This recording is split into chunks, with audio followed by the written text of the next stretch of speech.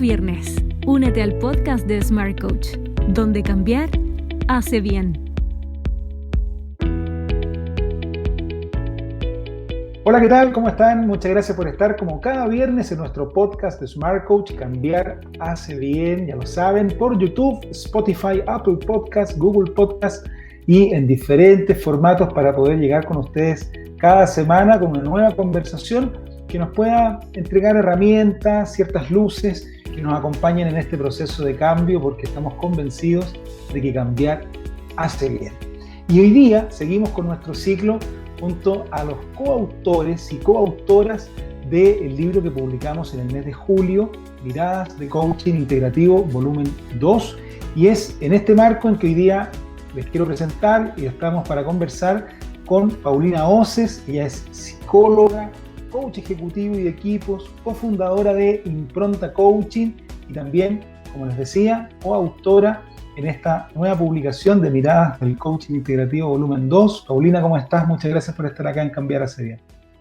Hola, ¿cómo estás, Isaías? Muy bien, gracias. Por acá todo bien. ¿Y tú? Qué bueno. Todo bien, Paulina, muchas gracias. Paulina, hoy día la idea es que podamos conversar de un tema que en muchas organizaciones conlleva un desafío importante porque muchas veces no se sabe bien cómo afrontar, ni a nivel organizacional ni a nivel personal. Y me quiero referir principalmente a los planes de sucesión. O sea, cómo yo logro hacer carrera o cómo puedo construir esas carreras y el rol que puede cumplir el coaching ejecutivo dentro de ese camino. Hoy día que estamos en un contexto de mucho cambio, donde las organizaciones están buscando cómo optimizarse en diferentes aspectos para poder seguir adelante con sus quehaceres, poder elegir quién se queda, quién se va, quién se mantiene, es todo un desafío. Entonces, para poder comenzar esta conversación del día de hoy, Paulina, me gustaría consultarte qué es y cómo entender primero. A lo mejor hay alguna gente que no es del área, esto de los planes de sucesión. ¿Cómo se come esta cuestión? Ujú. Mira, la verdad es que cuando hice el trabajo con ustedes, me motivó justamente, entre muchas otras cosas, entender un poco la diferencia, porque creo que en el mundo de los psicólogos y recursos humanos, como que tendemos a confundir y se tiende a manosear mucho los conceptos. Y justamente cuando empecé a investigar, ahí me di cuenta que entre planes de sucesión y carrera y talento se entendían por lo mismo. Okay. Y leyendo un poco, también me tocó una experiencia en Sky, en la aerolínea Sky, que tuvimos que, por primera vez, tuvimos que diseñar la atracción de talento para la aerolínea. Okay. Entonces, claro, como tuve esta experiencia y me gustó mucho este tema de pensar cómo la organización puede atraer al talento, y cuando me certifiqué con ustedes, como que encontré atractivo unir el coaching ejecutivo con esto de los planes de sucesión. Y ahí me fui dando cuenta que mezclamos un poco el desarrollo de carrera con planes de sucesión. Y Okay. curiosamente, que para mí también me sorprendió, cuando uno habla de desarrollo de carrera es algo más lineal y más rígido, y tiene que ver un poco con cuando las personas como que valoran mucho la antigüedad en el cargo y la Uh-huh. certificación y la formación. Y en cambio los planes de sucesión es todo lo contrario, valoran más la competencia, el potencial, da lo mismo, si bien no es excluyente el tema de la antigüedad y la formación, no es tan importante. Entonces, primero eso me llamó la atención, porque muchas veces usamos ambos conceptos pensando que es lo mismo, porque si bien los dos tienen un propósito, que es acompañar y desarrollar y mejorar las habilidades en las personas, tienen el proceso, el cómo es de manera distinta. Uh-huh. Y en Entonces, ese sentido, perdón, Paulina, y en ese sentido, dentro del artículo que tú escribes que está en este libro de Miradas de Coaching Integrativo, ¿cuál es la ligazón que las personas pueden encontrar del coaching ejecutivo a planes de sucesión? ¿Qué valor agregado encontraste tú o propones tú que tiene esto? ujú. Mira, cuando yo hice la certificación con ustedes, me quedé con la impresión de que el modelo integrativo y que fue lo que me gustó mucho, que aporta con una mirada cuantitativa y por ejemplo, al principio de hacer el coaching hay que hacer un diagnóstico, hay que de alguna forma como que ponerse muy de acuerdo en las competencias, después se evalúa durante el proceso y al final. Entonces, esta mirada que es cuantitativa, que se evalúa, porque si bien el coaching es algo tan subjetivo como son relaciones humanas, me gustó esto de integrar algo cuantitativo al coaching. Ujú. Entonces, creo que todo esto de los planes de sucesión, si uno lo hace correctamente y realmente sigue el proceso de que la organización, mirar bien el negocio, el core de la organización, luego mapear todos los cargos clave y luego evaluar el potencial de esos cargos clave, Ujú. tiene una estructura. ¿Por qué creo que se pueden integrar? Porque ambos entregan una mirada que es estructurada, que sigue un paso a paso, que es metódica. Y por ejemplo, en el coaching también me gustó agregar el plan, o sea, como que propongo agregar el plan de sucesión en el coaching, porque es una matriz, si bien hay muchas formas de evaluar el potencial, mediante entrevistas estructuradas, calibraciones, distintas metodologías, pero hay una matriz que se llama Ninebox o talento y que es bien, visualmente es bien clara, que hay un eje del Ujú. potencial y un eje del desempeño. Entonces, como creo que es clara como matriz, lo encuentro interesante como integrarlo, por ejemplo, al principio del diagnóstico, cuando en el coaching ejecutivo uno determina la meta que vamos a acompañar al coachee, que la organización determina una meta, que el coachee determina otra y vemos cómo integrarla, hay un Ujú. diagnóstico previo. Entonces, quizás es una buena idea integrar esta matriz del Ninebox en ese diagnóstico. Poder también que el jefe del coachee y el mismo coachee se autoevalúe y puedan como ver cómo está este coachee en el Ninebox, en qué cuadrante queda. Y también ambos conceptos creo que son re parecidos. Por un lado, ambos son flexibles.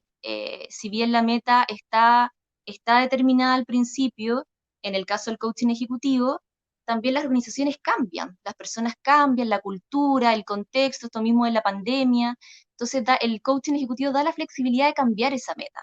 Y en los planes de sucesión también es flexible. Muchas veces se piensa, como que está la creencia irracional, que las personas ingresan, las personas que no ingresaron o que no son calibrados o determinados como potenciales, pueden pensar que hasta acá llegué, no voy a seguir avanzando.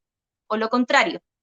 Y el plan de sucesión es dinámico por esencia. Entonces, las organizaciones debieran todos los años hacer un plan de sucesión o también adaptarlo en el camino. Entonces, creo que esa fue una característica que la flexibilidad y el dinamismo de ambos conceptos creo que es bueno. Por eso me gustaría como integrarlos o que todos pudiéramos integrar estas dos herramientas. Ujú. También ambos procesos tienen un propósito que es muy bonito, que es acompañar el desarrollo de las personas, alcanzar metas, metas personales, profesionales, y ambos tienen ese propósito. Entonces creo que por ahí Paulina, también se complementan. súper. Oye, Paulina, hay personas que hoy día están pensando en cómo potenciar su carrera, en cómo poder aspirar de pronto a una promoción. Ya nos contaste que el plan de carrera es una cosa, el de sucesión es otra, pero si lo bajamos, porque una aplicación es la organizacional, si lo bajamos al profesional de a pie, digamos, que está pensando en cómo poder ser un mejor candidato o candidata para nuevos desafíos. ¿En qué debería uno fijarse o qué elementos debería uno trabajar en sí mismo, en sí misma, para ser una mejor opción a desafíos nuevos en lo profesional? Bueno, si lo miramos desde el potencial, Ujú. porque claro, el desempeño tiene que ver con temas que se evalúan en el pasado, del cómo se hace y el qué se hace. Y el potencial está más relacionado a habilidades, por ejemplo, manejo de incertidumbre, tolerancia a la ambigüedad, liderazgo, relaciones como son muy hábiles en relaciones interpersonales. Pero si solamente analizamos el tema de en qué habilidades debiera basarme para alcanzar una meta, creo que depende mucho del autoanálisis que hace la persona y también de lo que requiere la organización para esa persona.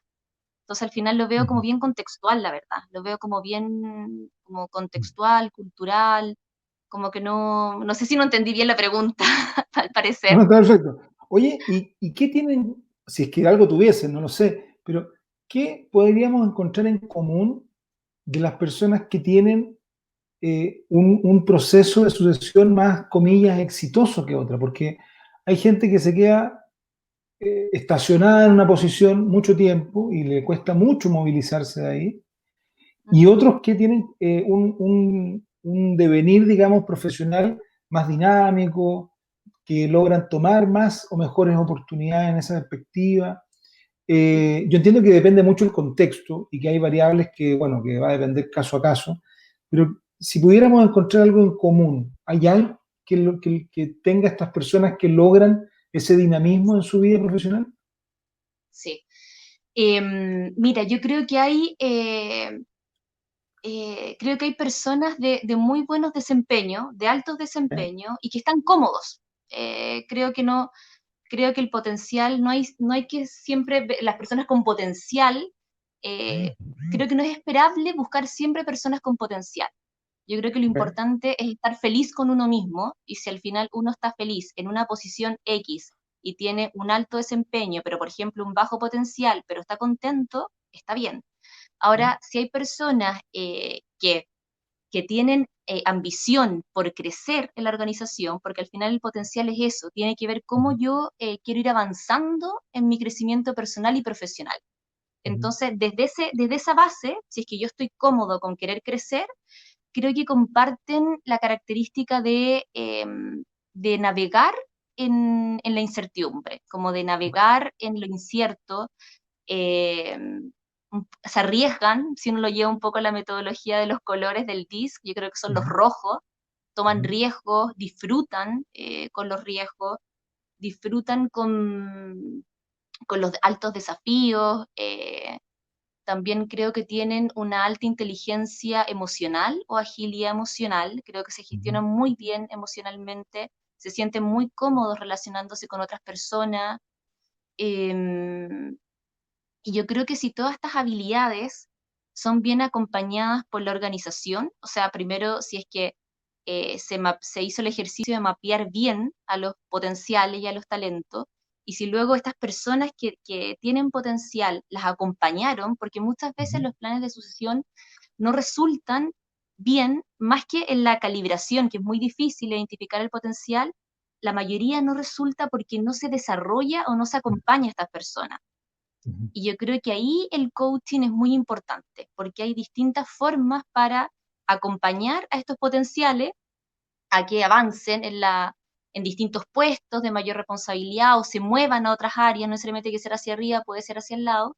Em, pero creo que ahí es muy importante ver si, por ejemplo, una persona tiene alto potencial y alto desempeño, quizás puede ser mejor un mentoring que un coaching. Entonces yo creo que ahí es el momento clave de cómo con este grupo de personas talentosas y potenciales, cómo yo los acompaño de manera honesta, de manera actualizada, que Recursos Humanos realmente haga un trabajo de calidad, y que al final tenga coherencia con el negocio y que se mantenga en el tiempo. Y que en caso de algún cambio cultural o alguna gestión de cambio en la empresa, también se puedan hacer los cambios al plan de sucesión. Entonces creo que por un lado es muy importante que después de la identificación se haga bien el trabajo organizacionalmente, además de la motivación que puede tener la misma persona en este proceso. Creo que es como Entiendo. multivariables para que resulte bien este Y, acompañamiento. y en ese sentido, bueno, sin duda que el área de recursos humanos cumple un rol en esto, no únicamente, pero también cumple un rol importante. Y muchas veces, a mí me ha pasado, yo creo que también que trabajas en consultoría en diferentes organizaciones, que la organización tiene ganas de implementar, pero no sabe cómo implementar. Tiene algunas ideas, pero no tiene claridades. Y conoce algunas herramientas, pero o estas herramientas no tienen forma o no tienen foco todavía porque no saben bien qué es lo que quieren conseguir muchas veces.